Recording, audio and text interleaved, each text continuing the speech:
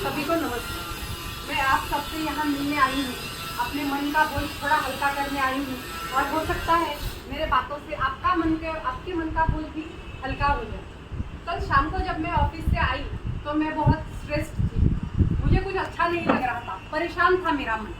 जो लोग ऑफिस जाते हैं वो शायद मुझसे रिलेट कर पाएंगे, लेकिन गृहिणी होने के कारण घर आने के बाद आपका एक अलग ही अपना काम होता है और उस काम में आप एकदम मग्न हो जाते हो। लेकिन जो ऐसे कुछ बातें हुई होती हैं वो कहीं ना कहीं आपके मन में घर कर जाती है और इस सबको मन से हटाना इतना आसान नहीं होता।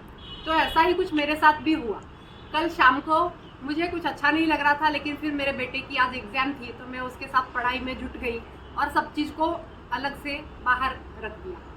फिर सुबह उठी, सुबह भी उसको पेपर के लिए जाना था, उसकी सारी तैयारी की, उसको अच्छे से बेस्ट ऑफ लक दिया, विशेष दिए और फिर वो चला गया। फिर मुझे लगा कि अरे कल की जो बात है वो अपने मन में वैसे ही रह गई, तो इसको अब निकालने का समय आ गया है। तो उसको निकालने के लिए मैंने सोचा चलो खुद भी घर से बाहर निकल जाते हैं और मैं इसीलिए थोड़ा सा घर से बाहर निकली।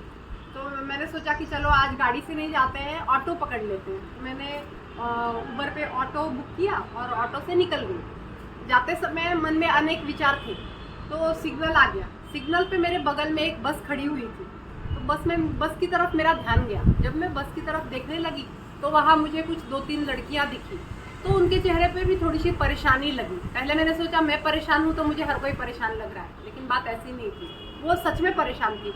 मैंने सोचा ये क्यों परेशान होंगी, तो मैंने देखा कि वो जो थी वो जो दूसरे प्रवासी थे जो वहाँ बस पे बैठे हुए थे उनकी ओर देख के ये परेशान थी।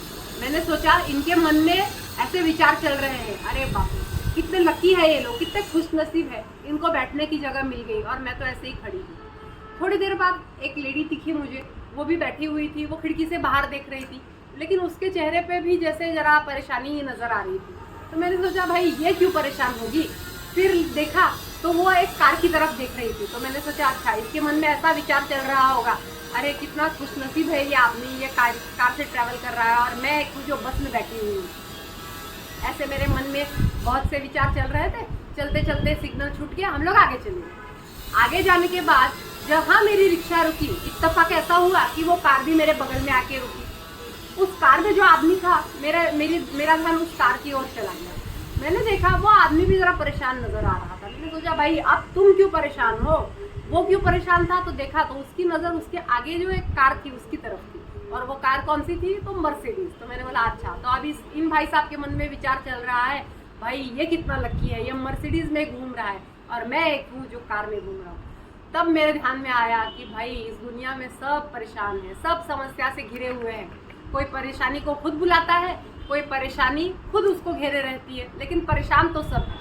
तो फिर इसमें क्या किया जाए, परेशानी के साथ जीना कोई अच्छी बात तो है नहीं, तो क्या करें। तो मैंने ज़रा इसको इस तरफ से समझना चाहा। मैंने बोला देखो nothing is permanent in life, हर समय एक तरह का नहीं रहता है। दुख के बाद सुख आता है, सुख के बाद दुख आता है, धूप के बाद छाँव आती है, छाँव के बाद धूप आता है और ज़िंदगी बस चलती रहती है। तो इस तरह से अगर इसको समझा जाए तो ये बड़ा आसान हो जाएगा। मैंने सोचा वो जो लड़की खड़ी थी वो अगर सोचती कोई बात नहीं, ये आंटी जब उतरेगी तब मुझे जगह मिल जाएगी, तब मैं बैठ जाऊँगी, तब तक खड़े होके भी देख लेते हैं बस में, अगर सब बैठे हैं और हम खड़े हैं तो क्या लग रहा है। लेकिन उसने ऐसा नहीं किया। फिर मैंने सोचा अगर वो जो बहन जी बैठी हुई थी वो ऐसे सोचती कि कोई बात नहीं, मैं बाहर का नज़ारा देख लेती हूँ, कितना अच्छा नज़ारा है, अभी नवरात्रि के दिन चल रहे हैं, बाहर क्या क्या खरीदी के सामान मिल रहे हैं, ऐसा कुछ देख के वो अपने मन को खुश कर सकती थी।